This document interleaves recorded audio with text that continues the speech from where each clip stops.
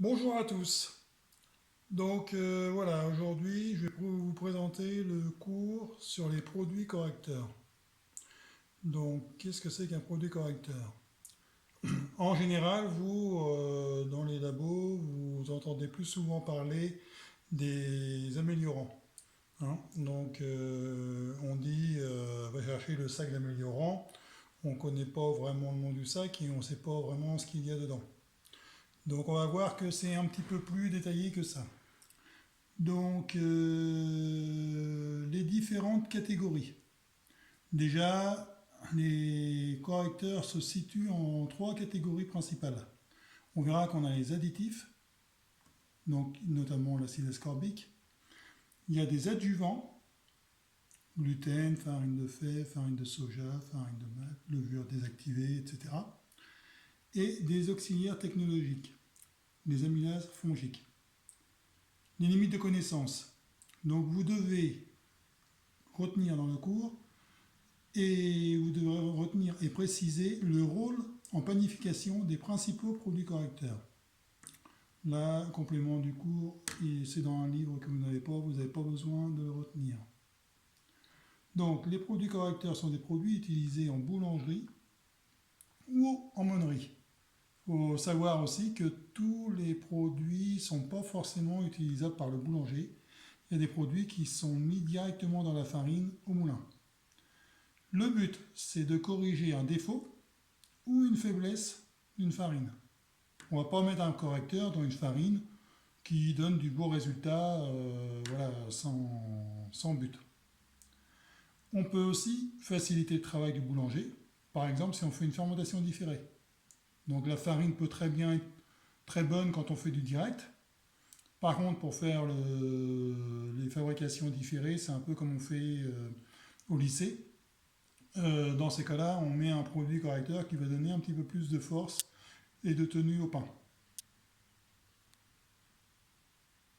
Sinon, ça peut aussi renforcer la qualité d'une farine, par exemple, pour obtenir une meilleure couleur ou plus de volume. C'est-à-dire que dans ce cas-là, notre pain il peut être beau, mais voilà, on voudrait un petit peu plus, donc on va pouvoir rajouter un produit en plus. Ils sont incorporés à faible dose, donc comme on l'a dit, soit par le meunier, soit par le boulanger, au moment du pétrissage. Donc les familles, dans les produits que nous utilisons au fournil, nous avons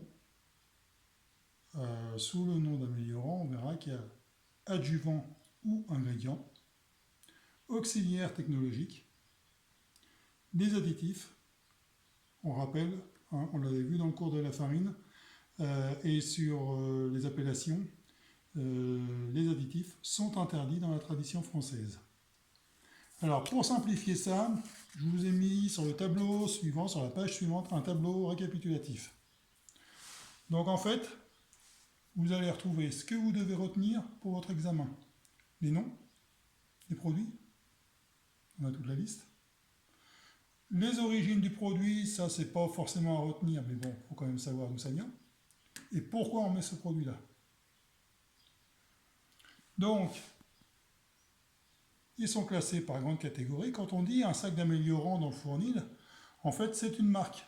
Ça peut être Irex, ça peut être PS500, ça peut être un produit vendu par le meunier sous un autre nom. D'accord? Et dans ce sac-là, il va pouvoir y avoir un mélange de différents produits correcteurs qui vont être classés par famille. Donc, les adjuvants, c'est en fait, là je ne l'ai pas écrit dans le tableau, mais les adjuvants sont des produits naturels.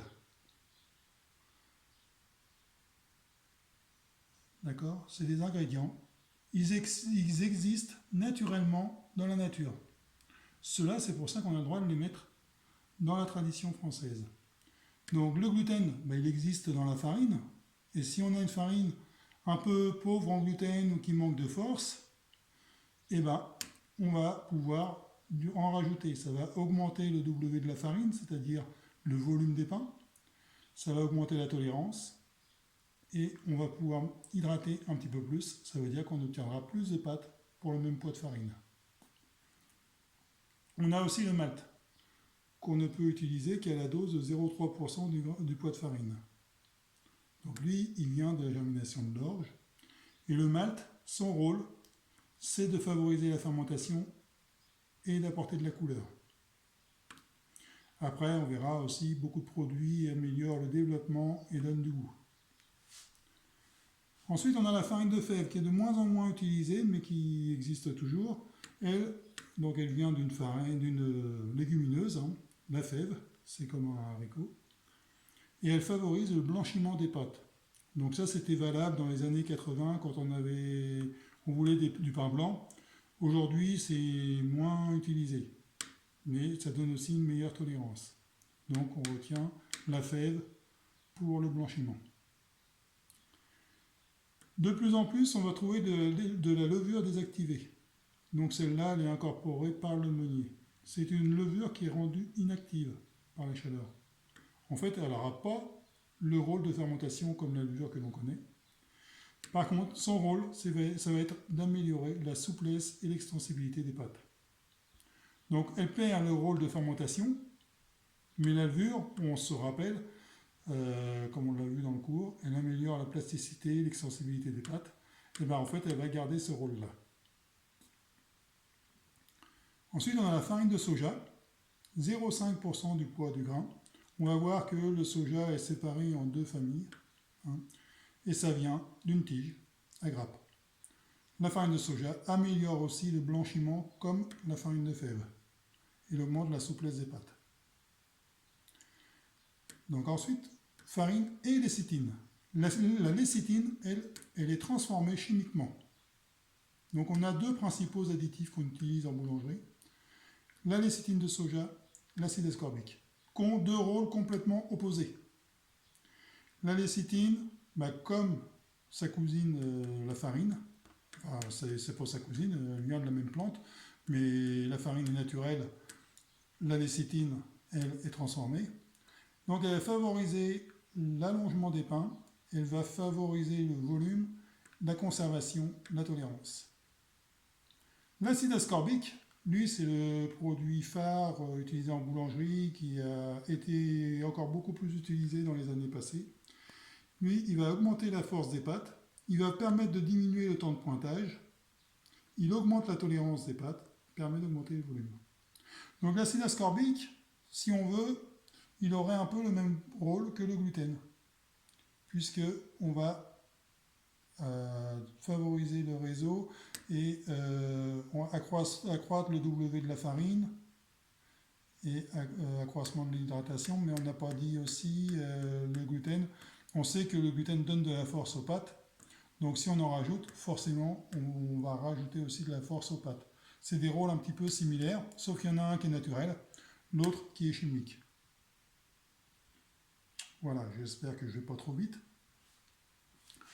Dernière famille de produits, on va avoir les amylases fongiques. Donc c'est des enzymes qu'on ajoute dans la farine pour dégrader l'amidon en sucre assimilable par la levure.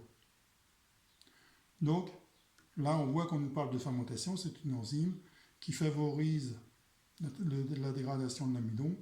On se rappelle qu'il n'y a pas très longtemps on a vu le cours sur la fermentation. Les amylases fongiques favorisent la fermentation, favorisent la couleur, permettent d'augmenter légèrement le volume des pains. Voilà pour les grandes familles de produits. Ce tableau-là, je pense qu'il est assez synthétique, il est assez facile à mémoriser. Sur Exomitron, vous allez voir, vous avez des petits exercices de révision qui vont vous aider. Et je vous joins aussi à ce cours-là une fiche de révision que vous allez pouvoir remplir et me renvoyer. La dernière page, on va dire que c'est une page plus d'information. Là, vous ne cassez pas la tête pour l'instant avec cette feuille-là. C'est des additifs destinés aux pains spéciaux, notamment les pains, on va voir. Alors, le pain filant, c'est une maladie qui n'existe plus de nos jours. Hein. On n'a plus de cas, mais ça pourrait éventuellement revenir. Dans ces cas-là, on a des produits chimiques que l'on peut utiliser ou des produits naturels comme le vinaigre alimentaire. Et on a des agents conservateurs. Ça, vous verrez, si vous vous amusez à regarder les emballages de pain de mie emballés, tranchés dans l'industrie agroalimentaire, vous verrez qu'on retrouve ces produits-là. Et puis les tout premiers, c'est les produits qui favorisent le développement des pâtes. C'est des mono- et diglycérides d'acide gras. Voilà, bon, je vous ai expliqué un cours d'1 heure en 10 minutes.